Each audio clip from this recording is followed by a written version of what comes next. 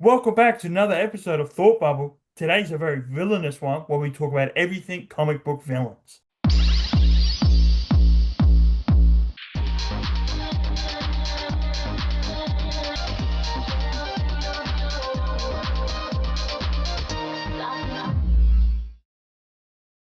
Hey everybody, welcome back to episode 6 of Thought Bubble.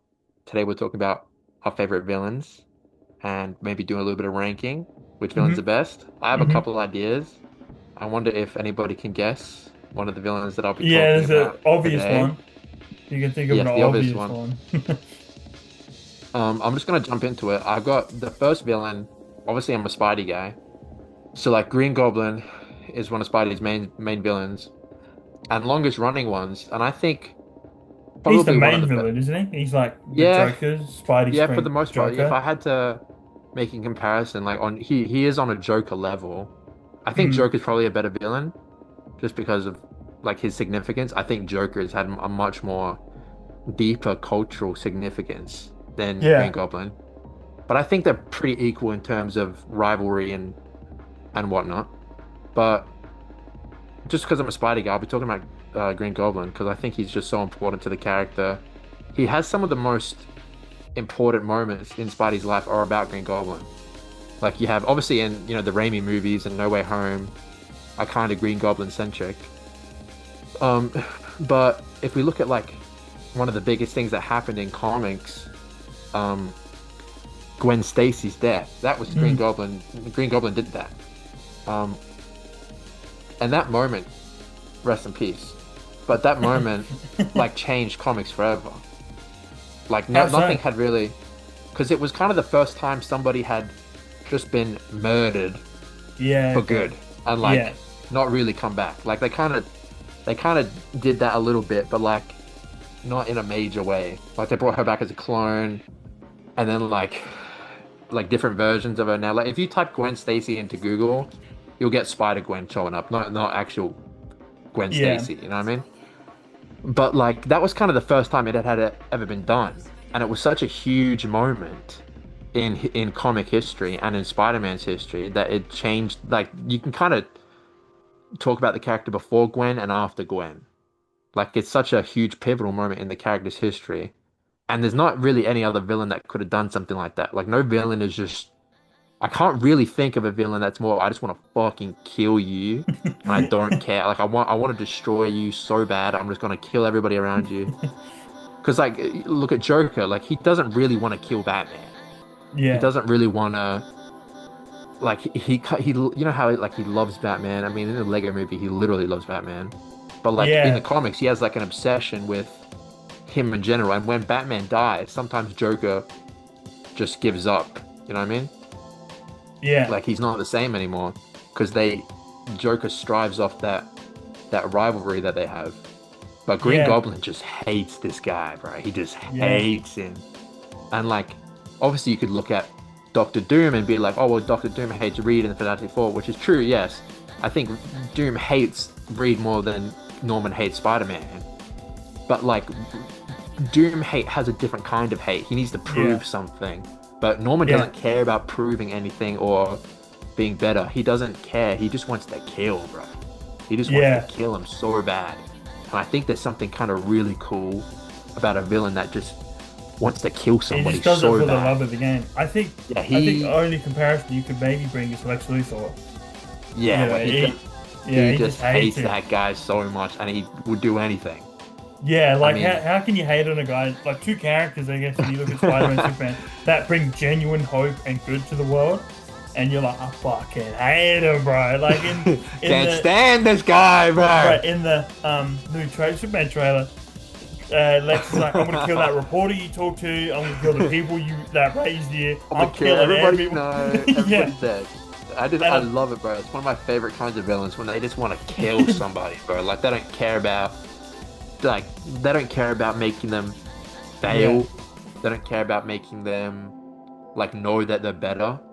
Like Doom, he wants yeah. Reed to know, he wants to prove that he's better and smarter, but Norman doesn't want to prove anything. He just wants to kill, which is why I think he's just so vicious and up there. Um, and then it kind of brings on a question of like a complicated rivalry like Lex and Norman, and then you have a more complicated one like Reed and Doom, and it's like, is one better than the other? Is that Yeah, extra layer of trying to prove something, does that make the villainous relationship better, or is it just different? And I don't really know the answer yet because it's kind of subjective to the characters and to the person reading, I yeah, suppose. But I'd like to think that it's just different. It's not better. yeah. But I think a good comparison to that, my favorite villain rivalry, and it's not even a villain rivalry, Magneto and Charles Xavier. Like, mm, you see so many people go, yeah, Eric is right. Like, Magneto's right. Like, humans are trash. Mutants are better. And I think, yeah, it creates such an interesting complex. It's like, who side are you on? You know, and I do love their relationship in the comics because it's purely just down to a disagreement. Like something I love in X-Men 3, a clip that's just resurfaced is Pyro. He's like, I could have killed Professor X when I had the chance. And Magneto's like, he's done more for mutants than you will ever know. We just have a disagreement. That's it. There's nothing hatred between us. We just have a disagreement. He's one of the greatest people to walk among Earth for mutants. Um, yeah. it's why I love in the comics now they actually are friends. They're just straight up friends and they don't hate each other, which I really like. I just think it's time to move past that How stuff. long And has that has how long is that? Because I haven't really read much X-Men or anything that like was that. How long have Hickman. they been? Hickman Oh, the kind of Go, the with Go. yeah with Kuroka. He kind of put that Is that together. still is that still the status quo, or they've changed back No, now? They're they still they've friends. shut down Kuroka. Something Mm. Captain Mutant, I think, was a character that was invented, and he went into like the real world and killed some people, and so Kuroka got a bad name, and so Kuroka kind of just slowly shut down. And Sabretooth was a big part of that because Sabretooth ends up exploiting Kuroka, and they're actually kind of what's the word, hypocrites. They're huge hypocrites among themselves. And so Sabretooth is like a huge villain, which is why I'll get just into Yeah. Sabretooth, but now they're just kind of I don't even know where they are now. Apparently it's been really mid at the moment, the current X-Men run, which is unfortunate because I was really excited to really jump into an X-Men run, but apparently it's been mid. But yeah, I think there is such an interesting complexity and gravitas towards those type of villains like Doctor Doom, Magneto, where like depending on how you look at it, it's like is Reed the villain, is Doom the villain, or like Magneto and stuff. What makes this is, in my opinion, and this has been said before, I'm not the first person to say this, but what makes a villain a good villain is that from their perspective, they are the hero of their own story. Yeah, Like if you look at it from their point of view, they are yeah, making all the good choices from their yeah, mind. Like get a character like Darth Vader, for example, who's one of the best villains ever. yeah, He, in his mind, he made all the right choices to get what he wanted. It just happened to be, he was being yeah, manipulated. But like from his point of view, he was the Jedi were evil, so he's fighting them. Like that's from his perspective. That's not exactly how it was, yeah, but they weren't the best, but they weren't the worst ever. But from his point of view, he was the hero. He was the one that was destroying something evil. And if you look at Magneto and mm, Doctor Doom, from their point of view, they are like from Doom's point of view, he is the smartest. He thinks that the world will only strive if he's the one that's leading it. So he needs to make some terrible choices to get what he wants. But in yeah, his mind, it's for the greater good of humanity and Earth. yeah, So from his point of view, he's the good guy. And Reed kind of gets in his way and he blames Reed for all of these shortcomings and troubled situations that he has. So he's the bad guy. So he's fighting a bad guy from his point of view. Obviously, that's not how it is, yeah, but that's how Doom sees it. And that's how Magneto sees it. That he's making the right choices and he's the good one. But that, in my point of view, obviously it gets a bit hard to tell that when it's like, Green Goblin, when he yeah, just wants to kill a guy because he knows mm, that he's making the wrong choices. He doesn't think he's doing the good thing. But, that's just, I think that what makes a villain next level when their point of view is the good one. Do you reckon DC have their version of Magneto or Doom where you can kind of look at them and go, they are right or they are a hero? Because I feel like when you look at Lex and Luthor, they're just straight up kind of evil. You know what I Mm. mean? They're just Do you reckon DC have a villain like that where you can kind of go, yeah, I can kind of see where they're coming from, and It's I funny now can. that you say that, I can't think of any DC villain at all. Neither. I was when you were explaining that, I was trying to Uh, think of a DC villain. like maybe Sinestro, because Yeah, he sees the corruption and the shortcomings of the Lantern Corps. Like, oh, they're yeah. weak. Oh, they adhere to these laws that restrict them in these ways, and the best way to lead a society is with an iron fist. So Because he's just doesn't he gonna do do that to it. his own planet? He goes back to Yeah, his home that's what planet. happens. He Yeah, like Korrigal or whatever it's called. I think that's his yeah, planet. Like it turns out he was a dictator, and he ruled over the whole planet. Um, yeah, and then they were like, actually, you can't do that, and he's like, I don't care. yeah. So But Sinestro is a good one, like a good I can't think of comparison. any DC villains that. Oh God, I'm trying to think of like a Batman villain, but almost all of Batman's villains are like straight up fucking really evil, Yeah, like I was thinking like Bane. murderers. Sometimes you can see through Bane's eyes a little bit.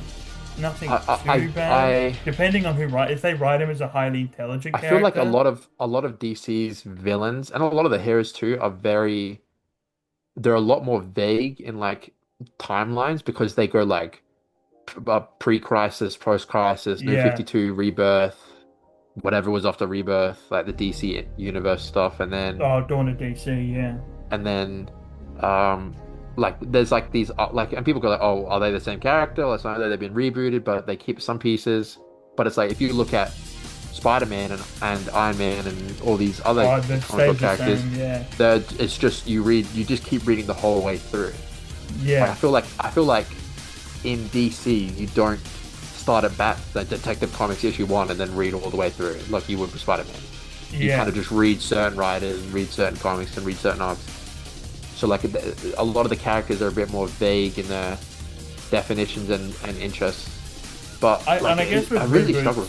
Yeah, yeah, I guess reboots always bring on a whole bunch of different writers. So writers have a different perspective on what a character should yeah. be and what a I villain feel like in should that way, be.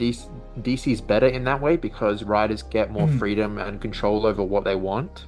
But it Yeah, also kind of, I feel like Marvel characters are a bit more defined in the characters. Like obviously, that's not true for every character, but I feel like in a broad perspective, that might be a little bit more true. yeah, I think that's a Um, good. I think yeah, because you can definitely look at someone like the Joker, for example, and you go to him maybe in like a Bronze Age, Silver Age, and then you look at him now, you're kind of like these are two completely different characters. yeah, I mean that's the whole point of the Three Jokers. That was like Yeah, this character is so different from the 40s, the 70s, and the 90s, like that they literally are three different people because they're so different. yeah. Like, which I think is an interesting idea, but that whole comic is another story. But While I I think think, Marvel have stayed on, like when you read like maybe Silver Age Fantastic Four, and then you read maybe Fantastic Four now, and you kind of go, oh, these are the same characters. They've just kind of been yeah, modernized a little bit, kind of brought up to date with the if times, if but you they're the looked at same like, at the core of it. yeah, exactly. If you looked at like, I got to bring up John Romita, of course, Yeah, John Romita Senior Spidey, and then like 2000s John Romita Jr. Not Zeb Wells John Romita Jr., but like J. Michael Straczynski John Romita Jr. Those are the same characters. Those are the same people yeah, making the same decisions. They're talking the same way. Like that's even though there's probably 40 years difference between those yeah, um two runs, like they're still the same people. They make the same choices. It's the same. It's clearly the same character. mm, But you look at 50s Batman and like New 52 they're two and different characters. Rebirth Yeah, and like whatever Tom King was doing, like those characters are so different from each other. And it's not a yeah, bad thing. It's not a bad thing sometimes. no, yeah, Like sometimes they change for the better, but it's like they're different, and it makes it kind of harder to tell compared to Marvel, I feel. But yeah, to bring it back to the original question, I feel like maybe Darkseid might be a good one. yeah. Darkseid, Like he his wants control, and anti-life. he feels like he's the only one that can have it because he knows what to do with it, Yeah, and he wants control. Like from his point of view, he is the one that deserves to be in control, and nobody else could yeah. have that power. So I feel like you could make an argument for him. You could, yeah. I think it's a very good one. Obviously he's quite an experienced Superman villain, Mm. He also is the living epitome of evil. So Yeah. it's a like That's it's why a he's so goated. yeah, like he is like evil. That's kind of one of the rare villains where Superman would go, yeah, I would kill him because he is the living embodiment of evil. You could Like, not. yeah, I strongly believe that almost every villain could be redeemed, but I feel like Darkseid is just one. I could like Joker can be redeemed. We saw it happen in yeah, White Knight, and that was believable. Like yeah, Joker straight up became a good guy, and then he died a good guy. Like he once he became a good again, he stayed good until he died.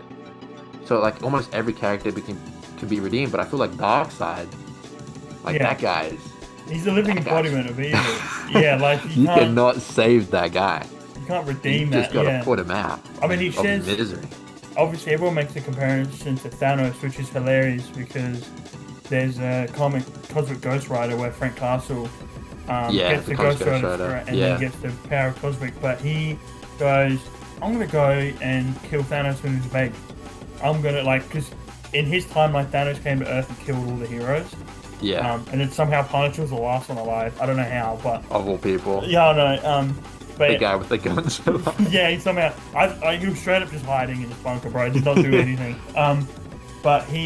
But he's like, oh, now I have all this power. I'm gonna go back and kill Thanos. I'm gonna go save my timeline.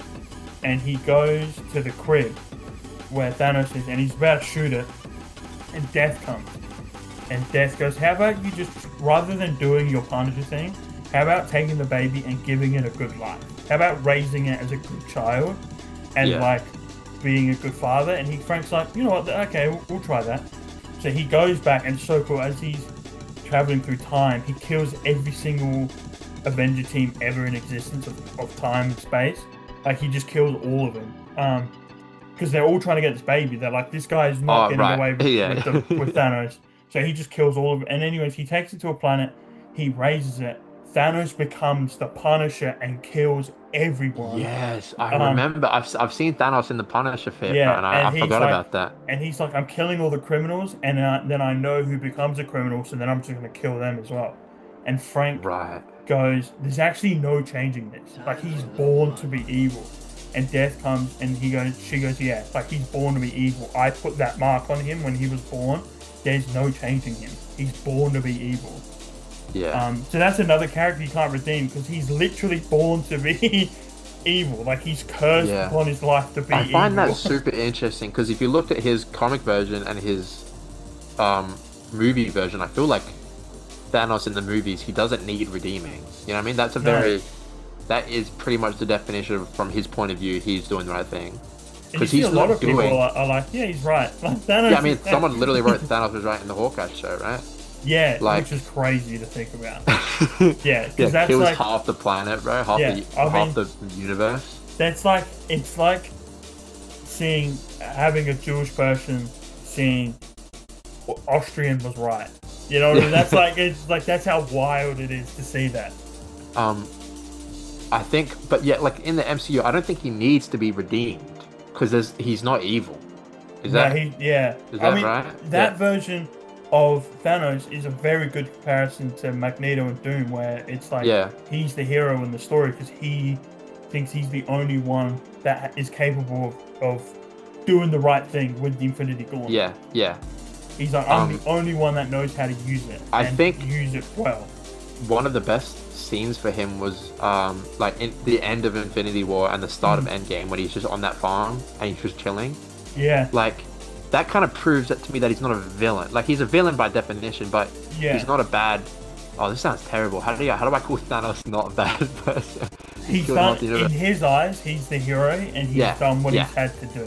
And so It's he's gonna like, be I've saved the universe by erasing half of it. I'm done.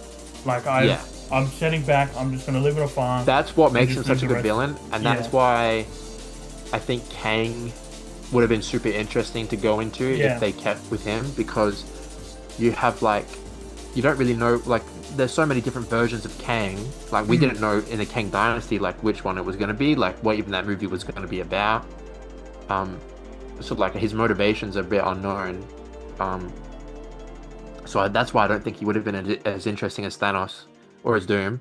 yeah, But um, I think redemption is a huge part of liking a villain as well. mm, Like it's either you like them because they're so evil they can't be redeemed, or you like them because at the end of the day they're not beyond saving and they can be redeemed. Like you have um Dr. Octopus, who's Hmm. it goes back and forth, but I think at the moment he might be my favorite Spider-Man villain.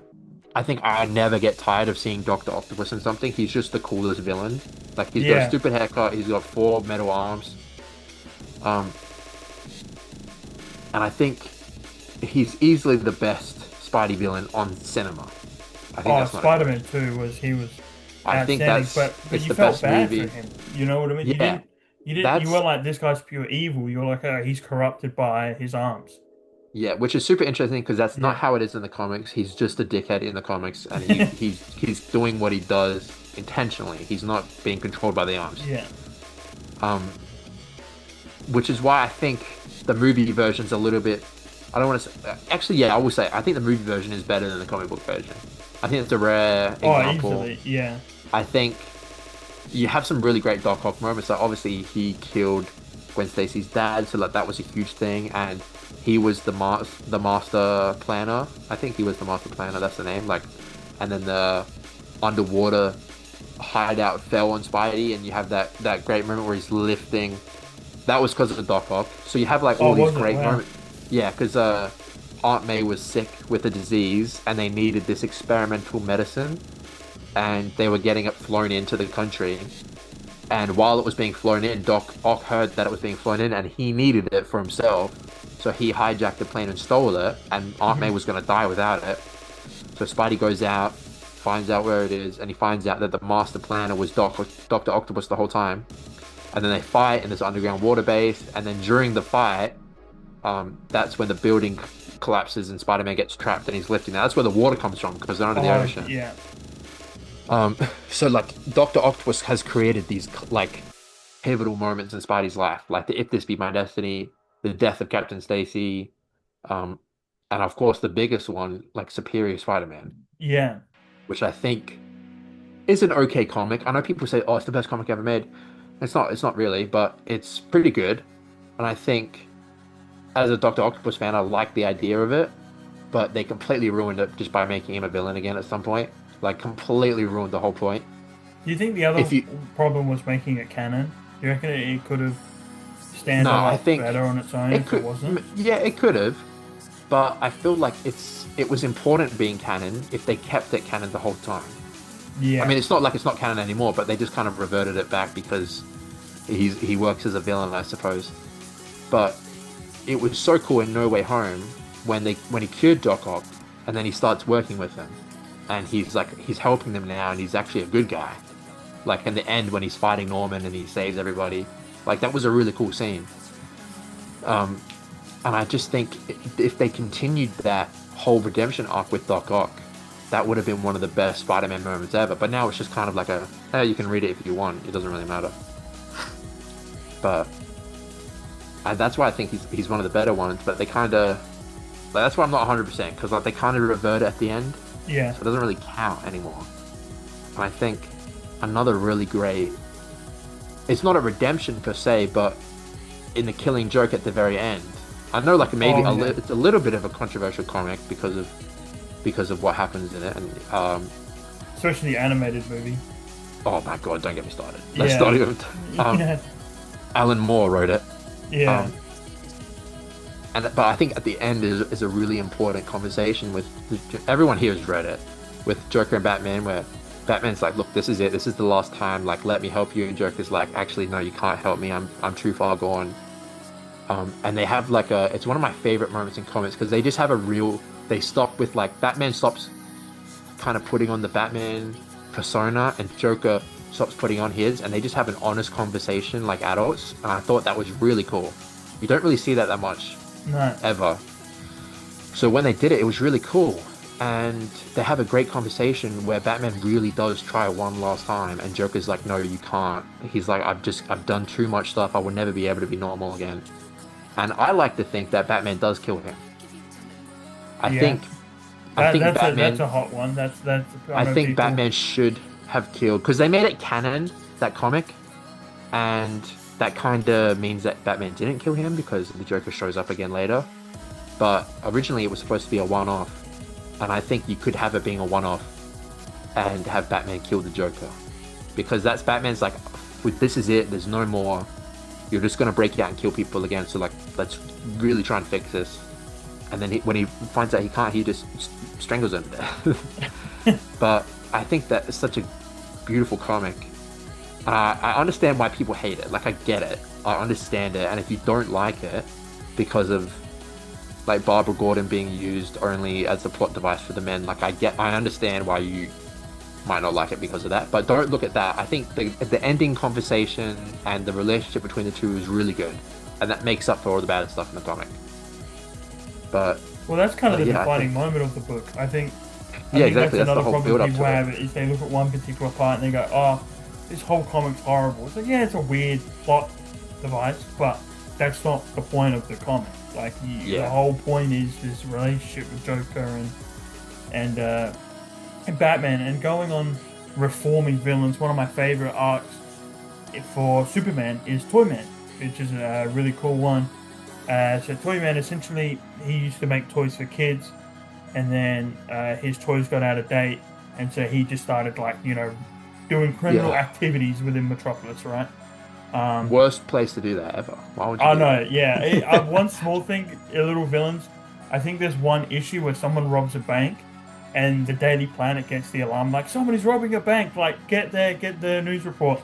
And Jimmy or Lois turns around and they look at each other like, "Who robs a bank in Metropolis? Like who? Or why would What? you do?" Why?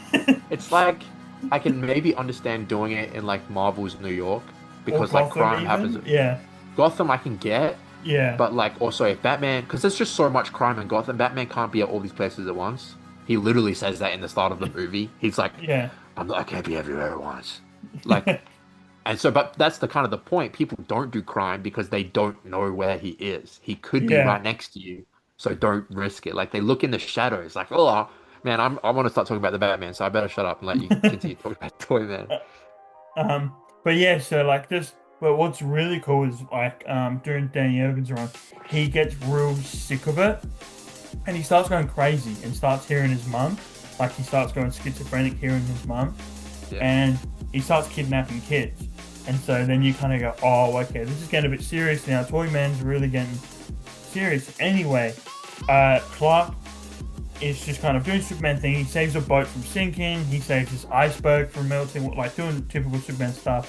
And he flies back to Metropolis and he goes, "Let's go on a holiday, Lois." Like let's. This is just after he came back to life after the death of Superman. So he's yeah. like, "I'm back. I'm loving life again. Let's go to Paris for the weekend." And Lois is like, "Oh, brilliant!" So they go to Paris and they have a great time.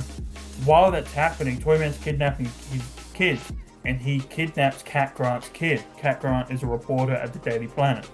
She's played by Kidnap, that blonde uh, haired chick, right, in the movie. yeah, She's in in the the movie, movie, isn't she? Yeah. yeah. Um, and she kidnaps his kid, and so the kid is a big Superboy fan, right? He's in a Superboy costume, right? And so he's like, "I'm gonna do what Superboy does, and I'm gonna free all these kids and do the right thing." So Yeah. he tries, and Toyman kills him, like literally kills him. Um, How does he kill him? I think he like slits his throat or shoots him. Oh, what the Yeah, fuck? like he kills him. Like, That's the one thing that like nothing really gets me. Like I can see, yeah, obviously not real life or anything in real life. Seeing yeah, anybody die in real life would be fucked up. But like slitting someone's throat, I think is like, oh, I just like, oh, that's was the worst way to you go. don't see it. You just see Toyman grab the kid, and then and then it's just a panel that says like Yeah, like a knife strike on on a skin. Banapia. Yeah. And then anyways, Cat Grant finds out that his kid died. Superman comes back from Paris, goes to work, and he's like, "What's wrong?" And Cat Grant goes, my boy was kidnapped and killed by Toyman." And it's so cool because Lois is like, "It's okay, Cat, it's okay." And she turns around to look at Clark, and Clark's like leaning over his table, like just crunching his table in. Like he's like so mad. He's like, "The one time I'm not here, like somebody dies on my watch." And he's like, it's like in the new clip, he's trying so hard not to launch this table in the atmosphere. Like Yeah, Like And in the new Superman clip with yeah, when with he Luthor. flips the Yeah, yeah. table, it's like you can tell he's trying not to launch it. I, Um, I I love that scene because I'm kind of glad they released that one. I think they released it a bit yeah, too much, but I I think so too. think They just did the new one with Crypto and the Fortress. yeah, I think hold on a little bit with the footage. But Yeah, it's nothing crazy, but like I might try and stop watching it because I just want to see these y- moments in the cinema for the first time. yeah. I don't, they're not going to release spoilers, of course, Nah, but I well, think that scene was great because it yeah, shows that this Superman can get angry too because he's like everybody else. He feels all these emotions yeah. too. Well, I mean, we don't know yet, but clearly Lex has something to do with Crypto. Crypto's Yeah. gone, and Lex has something to do with it. And so when you take someone's dog, then you can't blame them for not tweaking out. You know? Bro, I mean, John Wick killed fucking 3,000 people when his dog died. So like, Yeah, can't um, blame them. but there was a toy leak where they show Crypto and Metamorpho's son, and it Oh, came with baby little Joey. cages. Yeah, it came with Yeah, cages for them. So like, Lex has definitely been kidnapping some yeah. peeps. Um, but yeah, so like, and then you find out it's Toyman. So Superman flies into the warehouse where Toyman is and grabs him, and like Yeah, Superman's winding up like this, and he's like, "No, I can't do this." He goes, "This isn't me." And then he drops him off at the prison and flies off. Cat Grant goes to prison and whips a gun out on Toyman, and he's like, "You killed my son! Like you killed him!" And Superman flies in and he goes, "Well, like don't like you shouldn't do this. It's not right." She pulls the trigger. It's a false gun, and she goes, "I could never be you," um, and walks away. Something happens a few issues after. So that happens in issue 84, 85. I think it's issue like 109, yeah, um, where Superman's kind of like chilling, and something happens with the villain, and he's like, "I've actually got to like reform these villains." He goes, "I keep dropping them off in prisons, but I actually want to change them. I actually want to help them get back into society." And he sees an orphaned kid gone missing, and he saves it, and he goes, "Hang on a minute." He flies to the prison, goes to Toyman, and he goes, "I have a one in a lifetime opportunity for you, Toyman. You have to listen to me, and you have to take it, otherwise you're spending the rest of your life here." And he takes him to the orphanage, and he goes, "Make toys for these kids. Make them happy in the orphanage while they're here. Make the toys for them." And Toyman's like, "Oh my god, thank you so much. This is all I've ever wanted to do." So the whole time, Toyman's been making toys for kids in orphanage, and I think it's such a cool story that like a villain actually get reformed into society and actually be useful yeah, to people in society. I think that's such a cool story, and like you were saying with the Batman killing Joke one, I think it's so interesting when you see these conversations between the hero and villain going like, "I can help you, like I can put you back into society again." I just think we need a bit more stories like that. yeah. I totally agree. I think it's a natural progression of a villainous character to become Yeah, either good or dead. yeah, Like, there's no point. It's after 80 years of having the same villains, how many new stories can you possibly do before yeah, you just it gets stale and you run out? Like, we've some of our favorite characters, they've almost existed for 100 years, yeah. almost. Crazy to And think it's about. like, how many times is Spider-Man gonna fight the same villains over and over again, and Mm. it not just be something slightly different to something that's already happened? Like, Yeah, exactly. Yeah, it's hard to. the reformation and death of villains creates a brand new status quo for these characters that cannot be possibly explored with just keeping the same like things. Like, how many times Yeah, is the Shocker gonna rob a bank and Fireman just beat him up and yeah, I oh no, know. I forgot to take photos for the Bugle.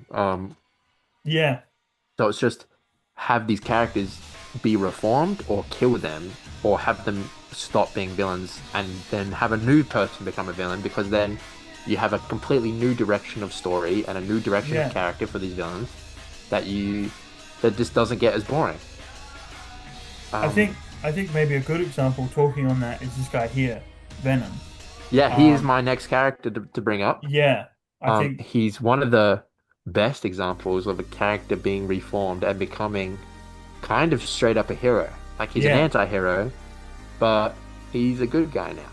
He doesn't. He still kills people, which makes him bad. But yeah, that's the anti and the anti-hero. Yeah, You gotta still have saves some bad people. guys. Yeah, I especially think, this arc here was really good. Lethal Protector, which I think yeah, was that his first solo story that they it ever did was with his him. first solo, yeah. Yeah, which is when he moves to San Francisco and And he he's fights the Life Foundation and the other symbiotes. yeah, Yeah, super great comic. I really yeah. enjoyed it. I've only read it I love once, that. Yeah, I read but it years I ago. liked it, and then I used to it be a kicked huge off. Venom fan. Well, Yeah, I've got that because I used to be huge into he Venom. he's one of my favorite characters, and I Yeah, think he would be Spider-Man's best villain, but he's not a villain. You know, he's not a villain anymore, so I don't count him. yeah, Count him as an ally, if anything. I think he has such an interesting relationship because the symbiote doesn't hate Peter, but no, loves him. But Eddie hates Peter at the yeah, start, at least. So they kind of have this. I want to kill him, but the other part of me loves him, and it creates a very interesting dynamic. That, and that it totally makes sense too, because why would he kill random civilians if he just hates Spider-Man? yeah, So yeah. It's nothing to gain from that. Yeah, he has the perfect progression to an anti-hero. But you have some comics where he does just eat random people, and in yeah, the Ultimate Comics when he literally eats people to like when you play the game and you eat people to get your health yeah. back. But he is one of the perfect examples of I think what I of a love villain. about that comic is doesn't he move to San Francisco because he's like, let's try and change ourselves. Yeah, yeah, yeah. Isn't it? It's after like the Topic File and stuff, and then Mhm. he moves to San Francisco and he's like, let's try and help some people. Like let's Yeah, try and do the right thing. yeah, And then a great example is the Donny Cates run, with Dylan Brock, his son. He finds out he has a son, yeah, and tries to bet himself to be a father. And yeah. like at the end of the run, Cap offers him to be an Avenger. Like he just straight up, they're like straight up offering him to be an Avenger. Which I like that Eddie turned it down because Eddie's like, no way am I an Avenger. Are you kidding me? Like the furthest Yeah. thing from an Avenger. But that's a good example of completely turning around a villain into becoming a hero, There's not many an villains anti-hero. that you could do that with. They Like, try to do it back with Magneto. I think Magneto is one of them. yeah, he's one Um, that. Of course, there is some. Like as I yeah, said before, Doctor Octopus would have been a perfect example. yeah, He would have been a. He would have. I don't. I could probably not see him being a superhero, but I yeah, could see him being a good person that helps out with certain things. Like I could have seen him become the superior octopus and kind of help out behind the scenes with science related yeah, problems and like I know like in the Doom 2019 comic they send a version of Doctor Octopus up into the black hole to try and help, but he messes it up and dies anyway because he's not that strong. But he's a great villain, Doctor Octopus and Venom. mm, But yeah, Venom just it works so perfect with him. I think they struck gold with the anti-hero pipeline. yeah. Well, another anti-hero that started as a villain, Punisher, Oh yeah, his first appearance. a Yeah, Spider-Man villain that yeah, became an anti-hero and now is rarely associated with Spider-Man at all, even though yeah, he started off as a Spider-Man villain, which I doubt many people would even know that. If you yeah, walked up to some guy dressed as John Bernthal Punisher and be like, you starred in a Spider-Man comic, they'd be like, what? Really? yeah. Because They they would have always no think idea. every comic book character just starts as like Punisher issue one. Like Yeah. they yeah, Or they'd at least go like, oh, not Daredevil? It's like, nah, yeah, like not dead. Yeah, not no, Daredevil. it's just And it's like Spidey Kingpin villain. was a Spidey villain as well. Yeah. I always associate Kingpin with Spider-Man, even though I know he's more Daredevil thing. I always I, see him I as always do Spider-Man. purely based on the 90s animated series Yeah, yeah, that because was a he's a huge thing huge too. part of that Yeah, show. Um, but even but Punisher, people look at Punisher as a villain. It's like the when you talk to people about yeah. Magneto and Doom, depending who you talk to, people look at Punisher as a villain. Well, You what know, is a villain really? A person who does, is it just a person who does bad things? Does it if you matter? I if guess you it doesn't define matter it, they're doing it yeah, because if you can do a bad thing for a good reason, you're still doing a bad thing. So yeah. you're a villain.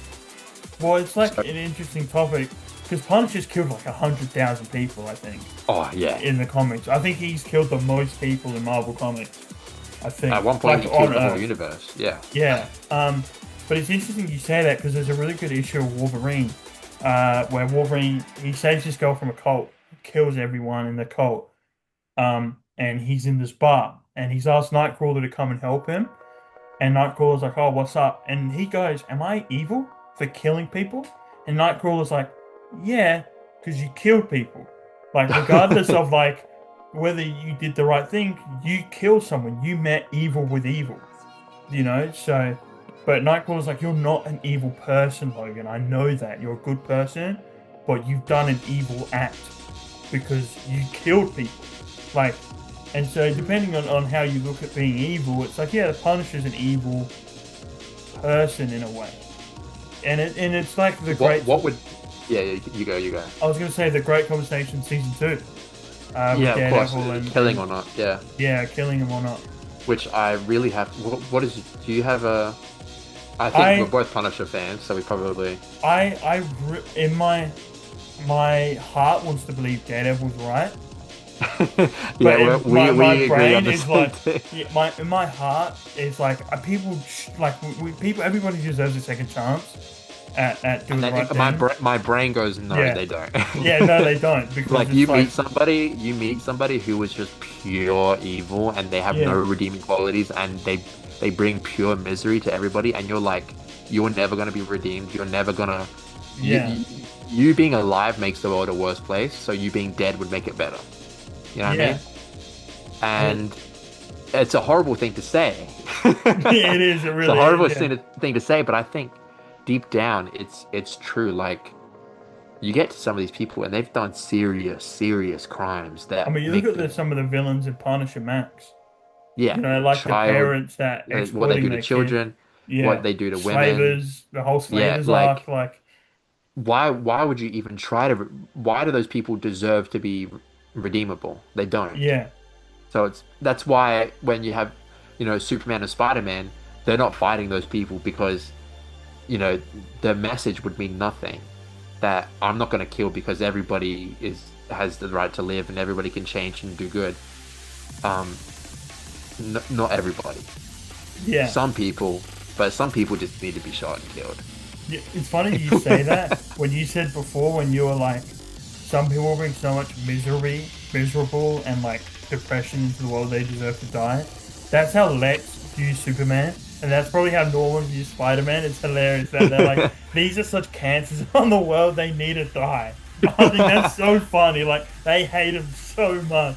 I know it gets to a point where their hatred brings so much comedy and it's not comedic Yeah. at all, but it's like they hate on such a comical level that Yeah. you can't help but laugh at how stupid it is. I mean, you Like see they all hate so much. It's I know, funny. like, you see the reaction in the clip when Superman's tweaking out about the dog, and he's like, "What dog?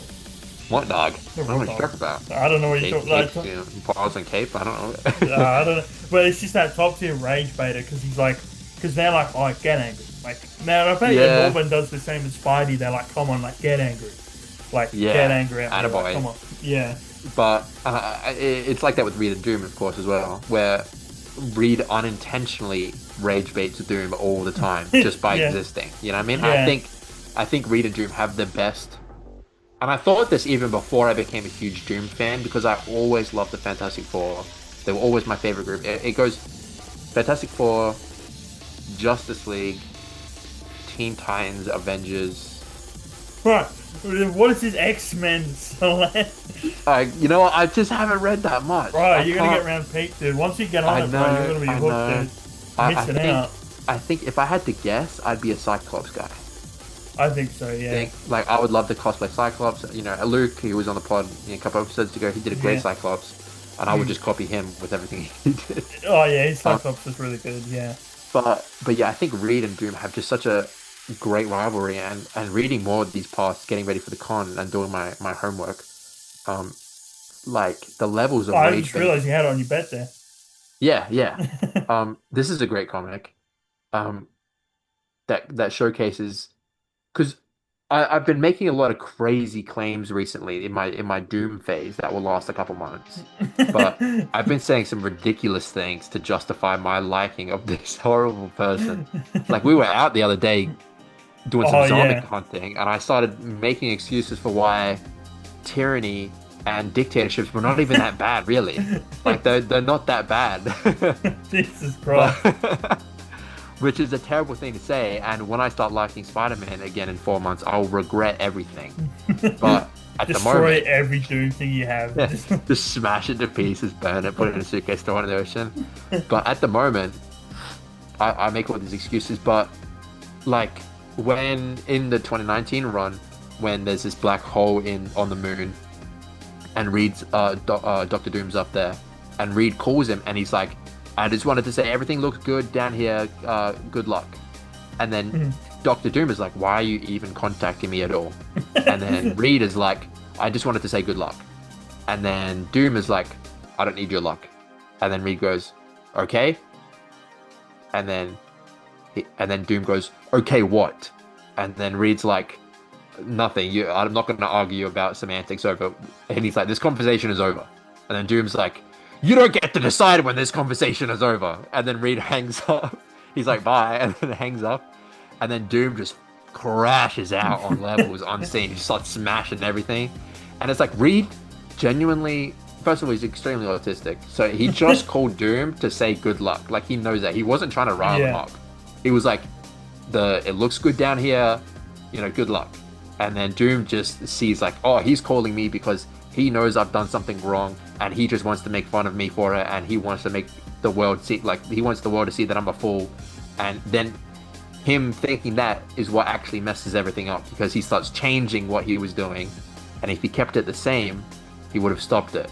But him getting the call and messing things up was very ironic and very funny. But I kind of forgot my original point with this. What were we talking about? I think you were making a comparison between Reed and Doom. Yeah. But that's why. Oh yeah, talking about homework and stuff. In all this research and this villain stuff, I think Doom is he the best villain of all time? I think so. I would say so, think pretty confidently. It's a rare one. I think number one.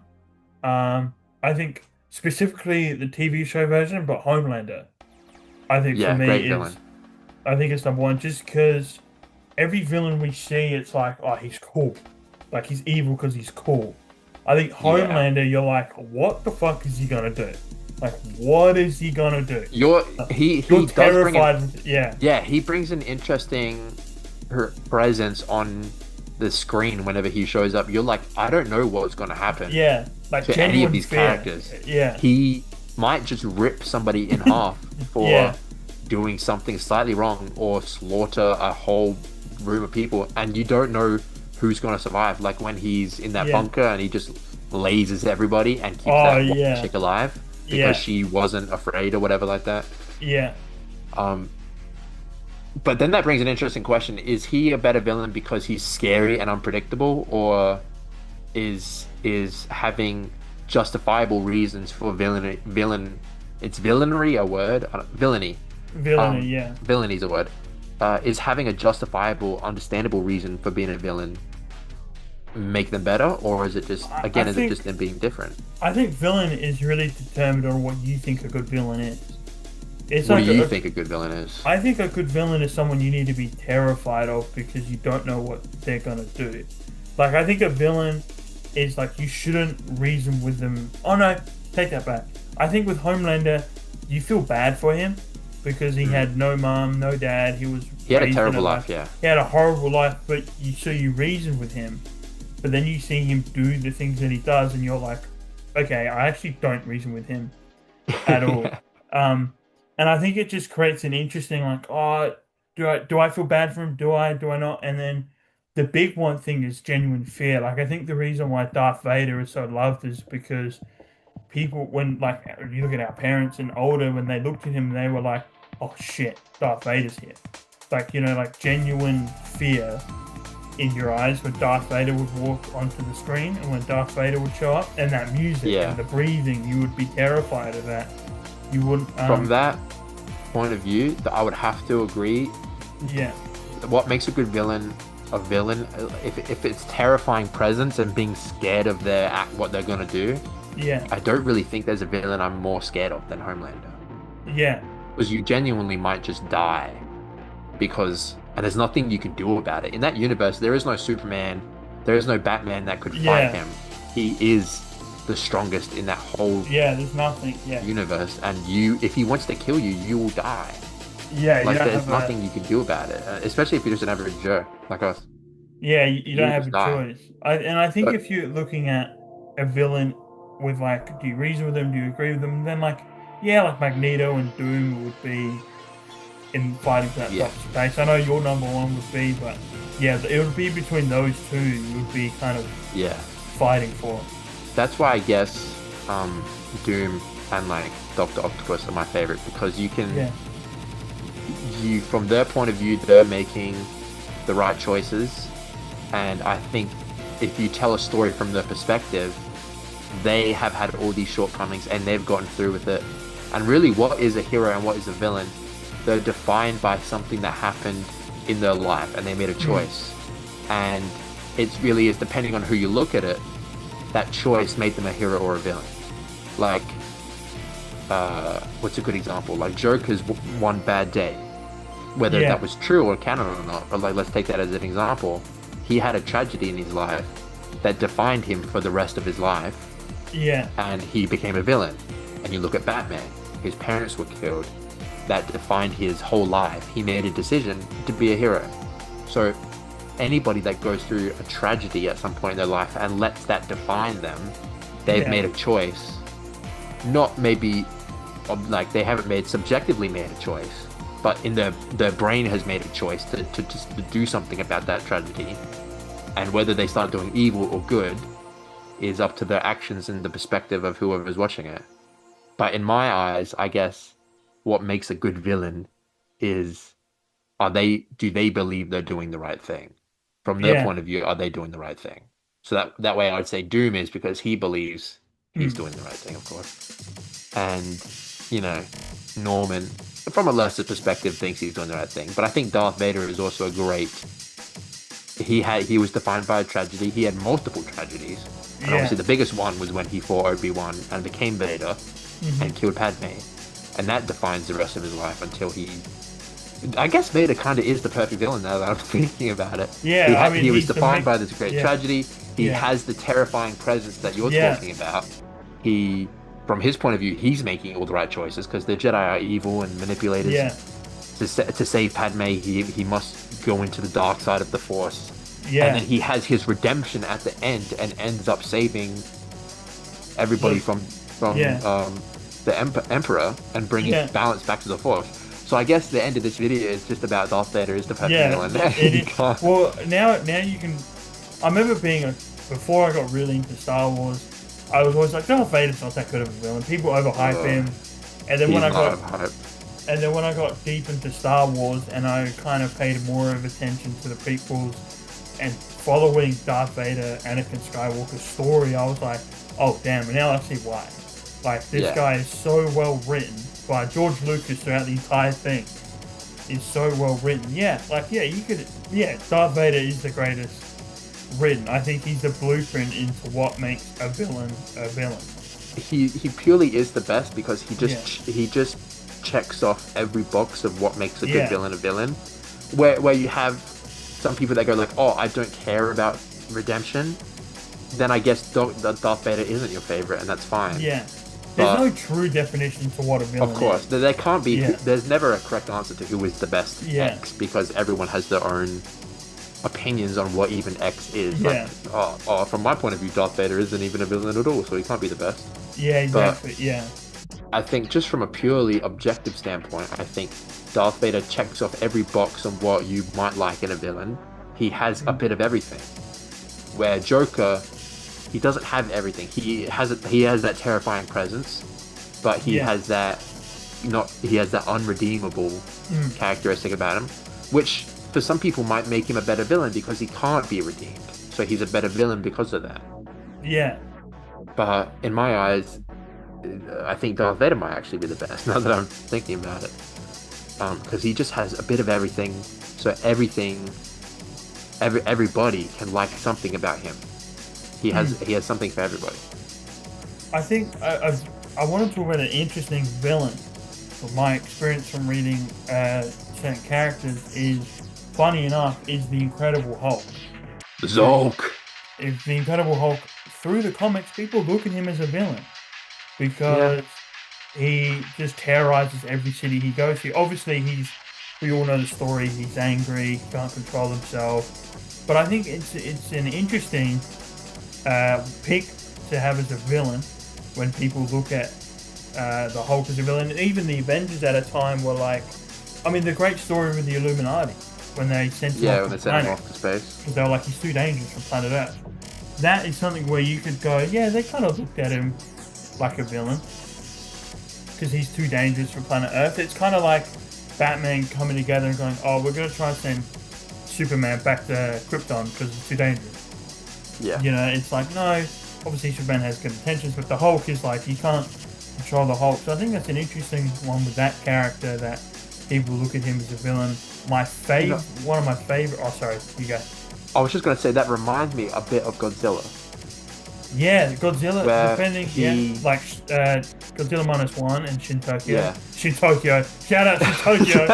But Shin Best Godzilla, place to get your gunpla. yeah, but Shin Godzilla, yeah, even the 50s movie, 1954. Because sometimes he's a straight up villain destroying everything, and sometimes, like in the MonsterVerse, so he's fighting worse Ghidorah than and kaiju. stuff, Yeah. I think that Godzilla's a good villain when you look at those examples because the whole story of Godzilla is like this is what happens when Mother Nature bites back because it's all about they tested the nuclear bombs in the middle of the Yeah. ocean and it landed on a dinosaur, um, and it grew to Godzilla. Yeah. So it's kind of like this is what happens when you mess with Mother Nature. I think 1954 Godzilla was kind of a propaganda movie in a way about because that was not long after Hiroshima. So I think that movie was a bit political in terms of like this is what happens when you. Well, I guess nuclear bomb. Godzilla is about Japan's tragedy. So I guess in a way, every Godzilla movie is a political one.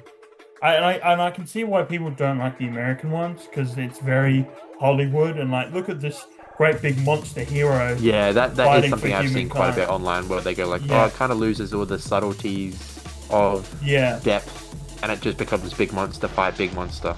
Which I'm all for. Like, don't get me wrong. I like seeing it. I'll watch every single one. I'm not going to complain, but I think that's why -1 is so loved because it brought it back to that story of Godzilla, like Mother Nature biting back. Another villain I do love. I mean, two. I think one that definitely came on the popularity: Sabretooth and Bullseye. Yeah, Bullseye. Oh wow, terrifying presence. Who's got that? I think, that's another one we could put top tier terrifying presence. But I think what I love with those villains is they truly, truly hate for no reason, bro. Like, just loving the game, bro. Sabretooth literally said, I'm killing everybody who loves Wolverine because I can. Like, there's nothing. He's like, because I can. Yeah. I won't lie, that's mad aura. He's like, just because I can. Like, I can do whatever I want. I'm just going to kill people. Like, I'm just going to, and in Sabretooth War, they're in the Antarctic helping Kuroko with stuff, and he's with his son, Dakin. And Logan goes, I'm just going to go get some food, I'll be back. And Dakin's at this campfire. Logan comes back, and Sabretooth has cut him up in pieces and spelt happy birthday to Logan. Because every single year on Logan's birthday, Sabretooth comes and tries to kill him or kill someone. And just to tell him how every single year on his birthday, will just come and kill someone or try and kill him. That's so funny. And it's just like, and it's like Bullseye's another one. Like, he just truly just loves killing people, bro. He loves it. He just like, no tragic backstory. He's just like, I just love killing people, bro. Is the scariest Bullseye from the Max series? That one was good when he especially when he's trying to feel what Frank felt. And he just kills all those women and children. Yeah, that's I think, pretty scary one. But to be fair, I have not read a lot of 616, Daredevil, or Bullseye. I know. So I can't really make a good comparison. One of my favorite ones is in the Frank Miller run of Daredevil, and he breaks out of prison, and he goes to Times Square, and every single person in Times Square to him looks like Daredevil, so he kills everybody in Times Square. There's like really like three good panels, like rectangle panels, and he's going along the street just killing people, and it's like a little What's kid. This in Frank Miller's run? Frank Miller, I can't remember what issue it was. I feel like it's in the 60s, maybe 160s. Um, and he's just like everybody looks like Daredevil. It's like a big fat black guy dressed in a Daredevil comic. He stabs him. There's like a kid dressed in a Daredevil comic. He stabs Yeah, him. I'm looking Um, at it right now. yeah, he's in So, Times so Square, yeah, what a villain. and then He's up it's there for sure. yeah, and he's just killing everyone. It's like when he kills Karen Page Yeah, of course. in Guardian Angel. So I think there's a real, especially recently, and so I can't wait for them to finally adopt Sabretooth. Like, and I guess the same with Lex. Is like there's a real gravitas towards villains that just hate, bro. They just do it for the love of the game. Yeah. Especially Bullseye, like in Born Again, when he's in the jail cell and they're just Okay. checking up on him, and he like spits the tooth in the guy's eye. He like Yeah. breaks. I love it when he breaks the scissors and he throws each like thing. I think Bullseye. It's again what you said of like the hatred's so comedy that it's just funny to watch. You know what I mean? Like Yeah. this guy just there's no reason to what he's doing. He has a skill and he's using it to do whatever he wants. Which you gotta respect as a villain, I suppose. Yeah, I think another villain, a villain type that has come massively in popularity, which I'm very thankful for, is Ultron. I'll Yeah. mention Cyborg Superman, but Ultron's a big one that's come huge into popularity of like hatred against humanity. I think completely hmm, how to say this right. Completely okay, I was gonna say justifiable, wrong Yeah, word. it's understood. Understandable. Yeah. Yeah. I when you look at what humans do to themselves and the planet, kill them all, bro. Kill them all. Well, it's funny, Like, Ultron in Age of Ultron, he spends 5 minutes on the internet. Maybe he well, just not even, bro. It was like 15 seconds. and he's like, yeah, humanity deserves to die. He's like, I'm just gonna kill every motherfucker on this planet, bro. Yeah. And I completely see that, like, when you come at the world from a logistical point of view, and you look at what people do to themselves, their fellow man, Yeah. and like just the unimaginable evil that some humans are capable of, and you look at it as a whole, like the whole of the planet, and you see that they're destroying their own planet for no reason. Like, why are we doing this? The Yeah. resources here are finite. We don't have unlimited amounts, and we're going through Yeah. them too quickly. From a logistical robot point of view, it makes no sense at all why we need Yeah. these things. And it makes sense from a robot's point of view to just wipe out humanity and start over again and make it Yeah. better. I think Why not, I suppose. meteors are beautiful. I that's why I like Ultron. He's Yeah. so menacing, but he does make he's a robot, so he makes sense for why he Yeah. does the things he does.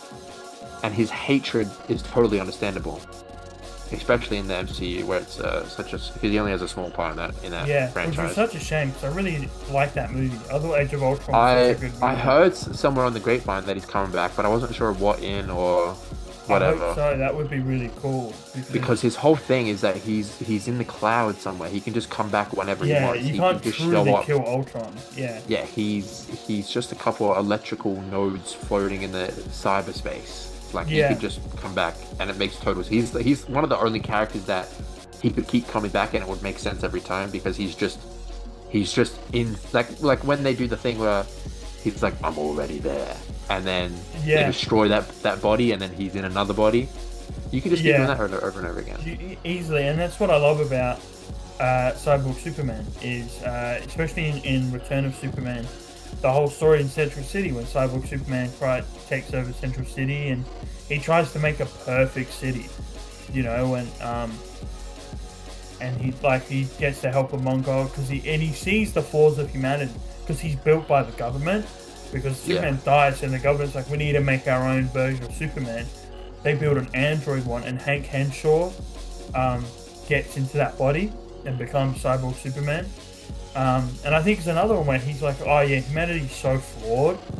And another good villain, it's not an android villain, but it's that type, Mr. Oz in Rebirth, who was actually Jor-El, which was actually Superman's dad. It was interesting. a really good arc because he actually managed to escape Krypton at the very, very, very, very, very last second, and finds himself on Earth. And he finds himself in like an Africa village, and this family takes him in and feeds him, helps him, and he sets up resources to where they have heaps of food, Oh no, he realizes he has his powers. So he goes super speed and gets a bunch of food, brings it back, and he's like, "Here, eat this as a thank you for helping me. Have this food." And they're like, "No, please, like food is currency here, and if the rebels find out, they'll kill us."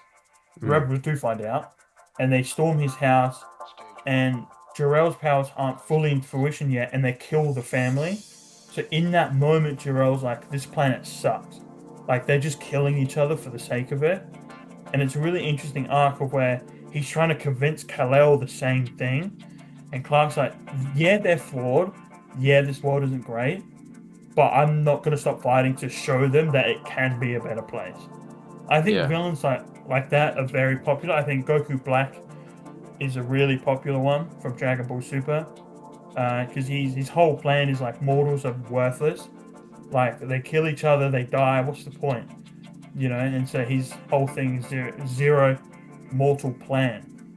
So I think there's a huge pull to those villains because it's like, yeah, we kind of agree with them. It's kind of the same thing with Magneto. It's like, yeah, you kind of agree with him. Like you shouldn't, but you're like, yeah. yeah, You feel humanity bad for doing should it, but die, like. And then you have the perfect villains like Cell. So like, really, I perfect mean, technically, shouldn't he be the best villain of all time because he's literally because he's perfect? perfect. Yeah, You can't beat him because he is perfect. There's nothing to change about yeah. him. There's nothing. He's Um, perfect. I guess technically speaking, yes. Yeah, well, yeah. You Oh, I can't. will say this. I will say this. He does have the perfect theme song. He does. He really Bro, does. you can, bro, it's just so cool. I just listen to it and just randomly I know. added it to my like songs. I just hit when we're driving. You just As listen a to it. It's soon-to-be good. broken man once Once says, said, you're either perfect or you're or not you're me." not me. That's an That's a abridged great thing, line. but in my Yeah. head, and I think in a lot of the community, it's canon. Like it's It's such a so line he would cool. say It's so that cool. that it's just like woven itself into canon.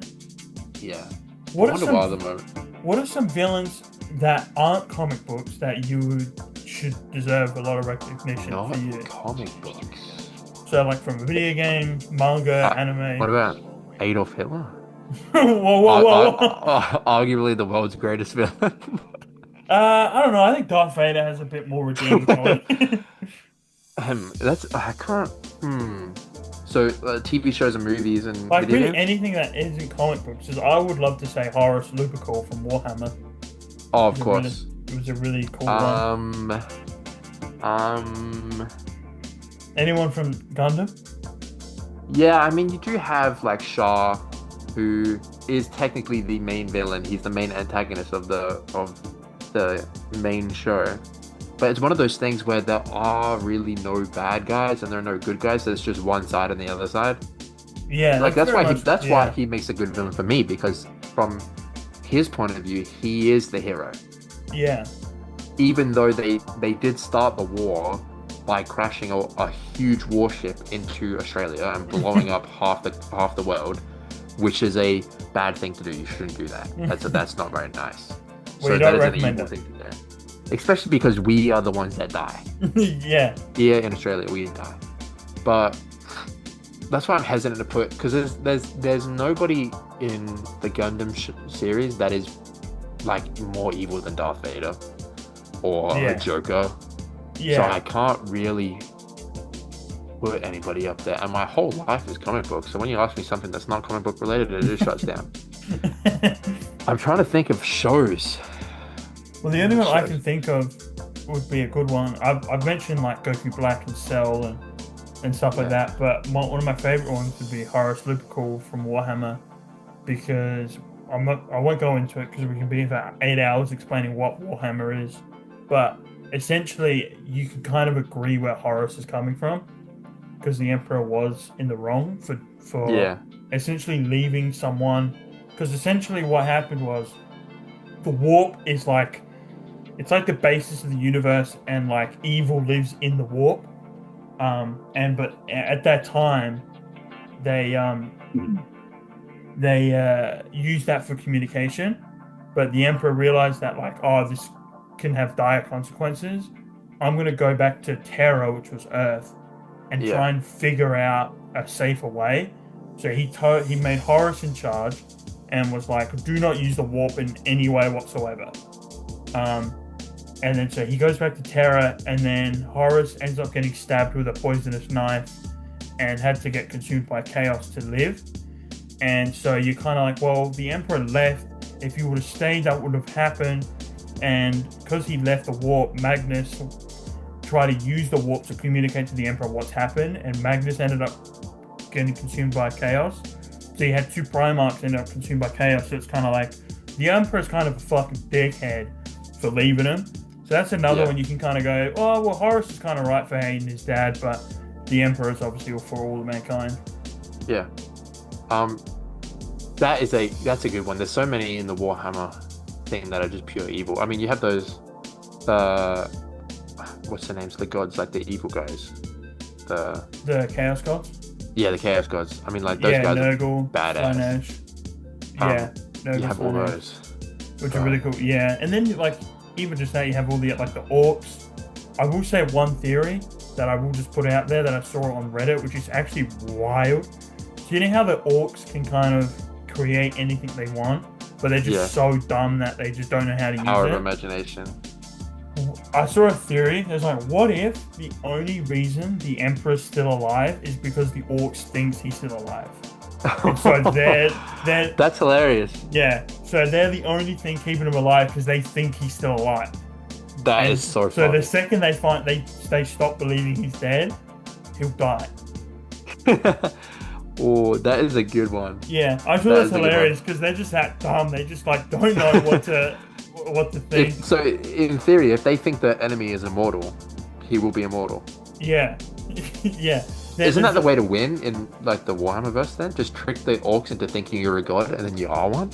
Yeah, because there is, no one's ever thought of that, but there is one funny little fan fiction thing that got made canon was there was an Astra Militarum soldier who was trapped by orcs, and then he tried to convince them that he was an orc, and then they believed him, so that he became an orc, and then so he's just stuck an orc forever because he convinced them that he was an orc. That is, he's like, I'm an orc, and then they're like, are you though? And he's like, I am, trust me, I'm just in the gear. And they're like, okay, you're an orc. He just becomes an orc. And it's just fun. That's funny. Yeah. Orcs are going to be maybe one of my favorites there, just because they're so fucking red makes dumb. everything go faster. Is that it as well? They paint things red. Because they think, And there's a funny one in the Guilliman book where Guilliman's fighting and they have a tank with like 100,000 miniguns on it, and it just combusts because they just can't handle the gunpowder or anything, so it just explodes. And Guilliman's like, what a waste of potential. Yeah. Like they'll make a helicopter with a tank underneath it that can't go up in the air because it's just too heavy. Yeah, those guys are so funny. I love playing against them in the first Space Marine. That was fun. Yeah, it was Space Marine. It's a Space Marine. Back to, I think I did a little bit of memory searching. No Country for Old Men. Oh yeah, dude. Probably one of the greatest villains in cinema. Oh my god, that movie. And of course, since we're talking about Cormac McCarthy, you'd have to talk about the Judge as well, from Judge Holden from Blood Meridian. The Judge never sleeps. No, he's always dancing. Yeah. Crazy book, hard to read in a good way. But No Country for Old Men though. What a film. What's his character's name? I can't remember. Anton something. Yeah. My favorite scene was when he pulls on the side of the road. He pulls up that guy. Anton Cherug. And he's like, I'm a police officer. And they're like, oh, he goes, I need your car. And then he's like, oh, okay. And he goes, can you just stand right there? And he gets the thing that you kill cows with. Like the little prod, like... Yeah. And he's like, can you just stand right there? Yeah, that thing is terrifying, bro. Yeah. And like, obviously you have that great scene where he's like heads or tails. In the service station, Yeah. What a great movie. I don't know why I put off on watching it for so long, but I watched it, a couple years ago now. But I always put it off because I always had seen so much of it on Instagram and TikTok and YouTube. And I was like basically seeing the movie. And then I just sat down and watched it and I was like, yeah, it's even better than... Obviously it's better when you watch the full movie instead of just random clips, but like terrifying presence. Oh, he is just what a determined killer. Well, he's trying to get the money, isn't he? trying to get Yeah, that like that's that money Josh and then Brolin gets. like at the end of the movie when he's just driving away and he gets into that car crash and just walks away. Yeah. Um, Oh yeah. like And that is a great villain. I But he think got that fuck ass bob, out of the the haircut. haircut. I've seen Javier talk about it and he just how much he hated it and like Yeah, it was funny. There's a video of Josh Brolin talking about it. I think it was on Joe Rogan. Joe Rogan was like, "What was it like acting with him in a scene? Like, what was it like on set, being with a character that intense?" And Josh Brolin's like, "It was incredible. What an actor." He goes, "He just kept complaining about the hair the whole time, though." I can't blame him. It looks stupid, I but think it kind of fits his character well. It it just does. is. It's strange and like you He's a look at it and strange you looking guy. The yeah, he's eyes just and like his a hair, weird person, and like he has a weird haircut, and it just kind of settles. He would be very different if he just had a random side part or Mm. like a little bit of a longer hair. Like he's got a strange looking haircut. It makes him stand out a bit more unique. I Um, think I think a great villain to maybe cap off the video with a good discussion is Griffith. Is oh, Griffith right? Not in well, what he did at Costco, but in overall. Because that's a well, huge debate online was Griffith right? well, I think. Well, what Griffith's main goal? What is it really? It's to have a kingdom. Because it's why because remember, he gets the band of hawks, and then he's like, if I marry the girl, I'll become the next king. But yeah, the dad is like so super protective of his daughter. because he's a that pedophile. Yeah, because he's a low-key Yeah. pedophile. High but, key, like- bro. He started sucking her nips. I know, bro. It's such a whack manga. It's generally the best piece of fiction I've ever consumed. But Yeah, it's legendary. but like it's just like you read it and you're like, what the fuck? Like, It's such an interesting one because when does the eclipse happen? Like, it's like At the end of 150 issues in, isn't it? Like crazy. It's crazy far in, isn't it? yeah, like you read it's at the golden age is what they call it. Yeah. And So it's like at the very end. almost 100 issues in. I think it's kinda- it's book 4, like the thick one. Yeah. So I think it's like Um, volume 13. Yeah. So Yeah. like really deep into the story, and it's when I first read it, I was like, okay, I can kind of see where this story's going. Like these are the characters, this is the overarching story. They're gonna slowly introduce like demons and monsters over time, Yeah. and things will get darker. And then it instantly clicks one issue, and it just changes forever.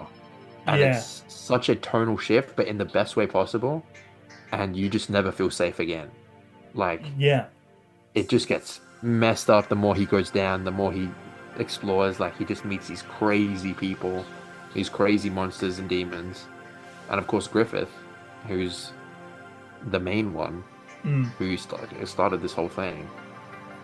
He has one of the most complicated, I don't know if I want to say understandable though.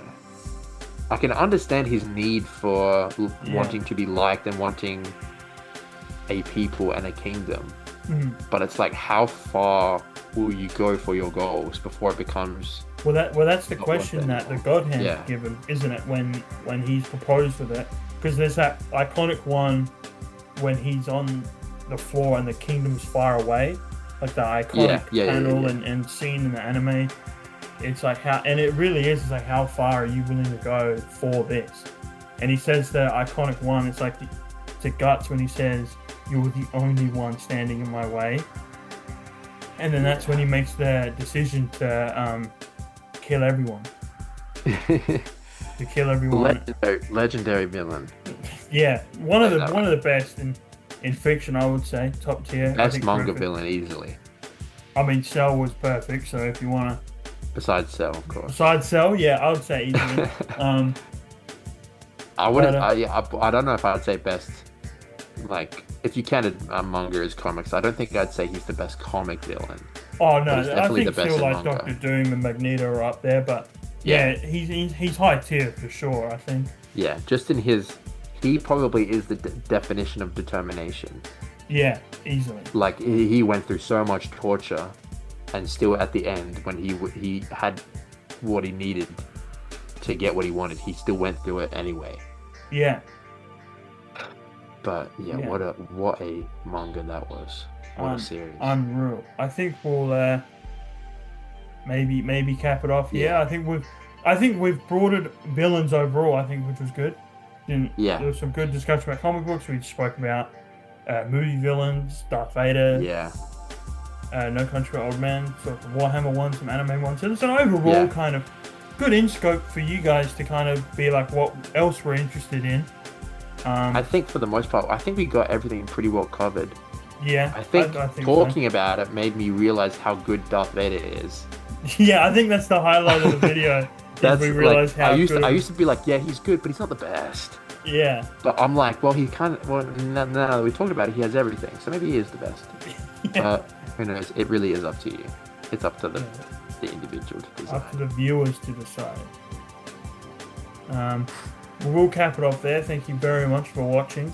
We did take a little break just to kind of set things out for AvCon. We've got more Yep. important.